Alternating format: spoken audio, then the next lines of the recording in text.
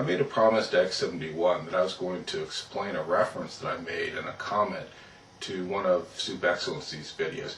It's been a month. Sorry for the delay, but here's the explanation. For those that weren't there, just a quick synopsis. The video that SoupX had made was about him advocating skepticism as the appropriate response that atheists should take towards theists. My comments basically disagreed and said that it was a terrible idea because skepticism was such a bad idea. And as an example, what I had done was I cited a play, Monna Vanna, in which the primary character, Guido, was skeptical about the concept of virtue. So X71's point was he had never heard of this play, and could I please give a little background for it, how it relates to the idea that I expressed about the video. Now, this is probably just another example of dead white guy syndrome, where things like that aren't being read anymore. So this play, Monna Vanna, is by a Belgian. His name is Maurice Maeterlinck.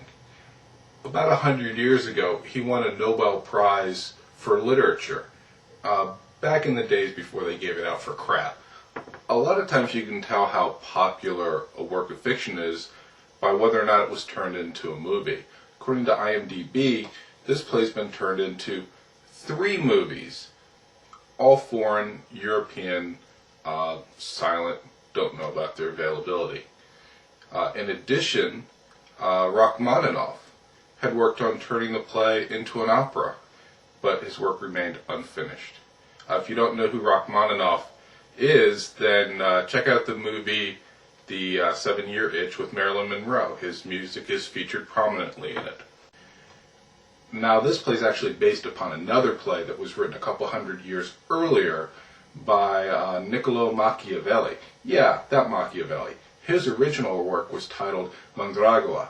I haven't read that yet. It's been on my reading list, wish list for a couple of years now, but I haven't picked it up. When I do read it, I'll be really interested to find out how these two versions compare to one another. Now, there are 4 main characters in this 3-act play. The first is Guido, who I've mentioned before. He's the commander of the garrison at Pisa. Then there's Marco, his father, Guido's wife Vanna, from the title. And the 4th character involved in this play is Prinzivalle, who is the captain, the mercenary captain of the Florentine forces that are besieging Pisa. The first thing that I want to talk about, Marco is returning from Prinzivalle's camp, where he went to discuss terms for resolving the siege. He's coming back to report to Guido.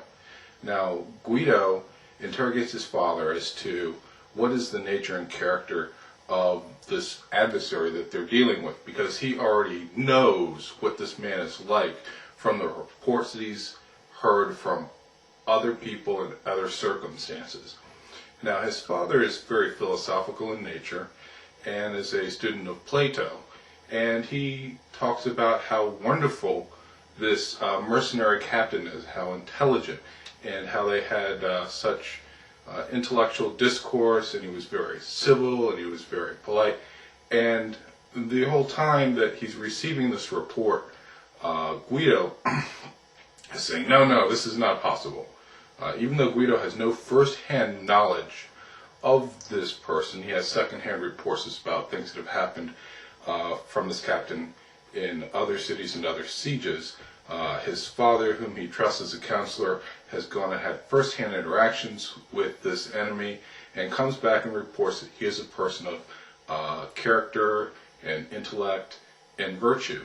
And Guido will have none of it. Every time that more and more evidence is provided to him by his father of the character of this enemy, Guido just continues to deny and deny and deny. Now, the second scene relates to Guido's relationship with his wife, Vanna.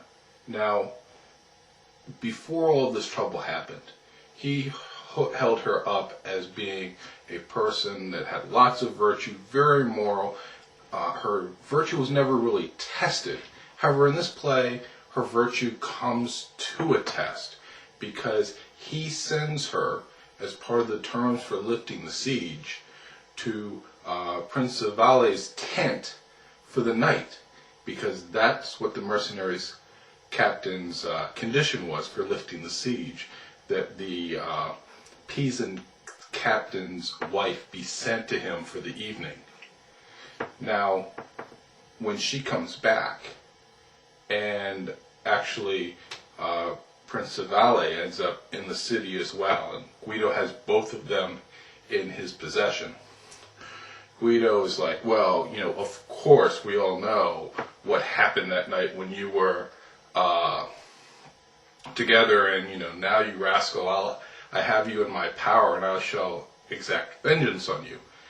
And his wife, who he held up as being full of virtue before her virtue was tested, that after she has come to this test, he disbelieves her in her protestations of being virtuous, where she says that nothing happened, because in truth nothing actually did happen that night, at least in terms of what's on Guido's mind.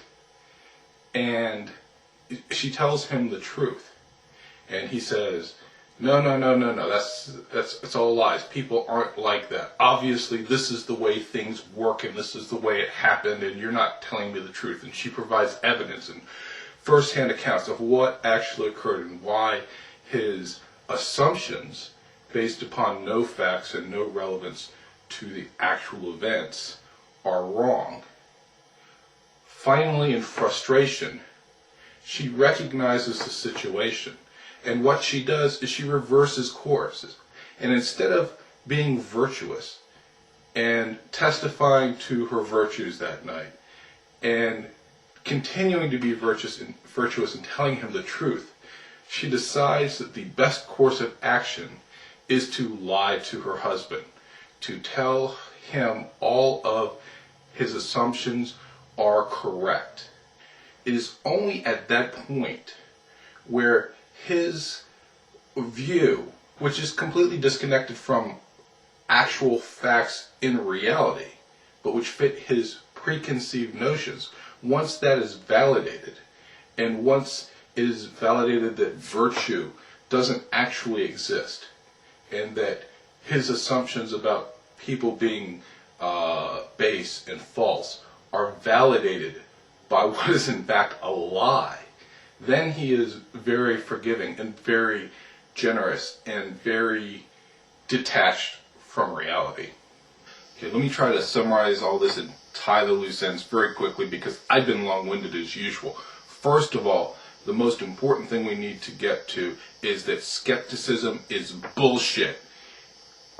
Skeptics talked about skepticism as being asking for evidence, which is I don't want to say any bad words here. It is contradicted by the history of skeptical literature. Skepticism, drawn to its ultimate conclusion, is the denial that humans can achieve knowledge and understanding of reality through their senses. Cut. I just watched my video and had to cut out the end, because in watching Supex's video again, I realized that my general high regard for him caused me to let him off the hook a bit in what he was advocating in a way that he really didn't deserve. Because Supex is really advocating in that video not just skepticism towards religion, but skepticism in general. Now, this general application of skepticism is actually worse than religion. Religion causes people to believe things that aren't true and makes them pine for something that doesn't actually exist in reality.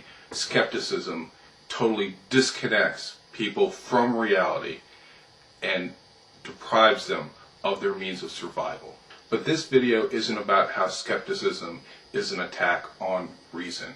It's simply talking about this one example from the play, recommending that anyone that is ignorant enough to fall for skepticism consider this example before they go out and advocate such evil ideas.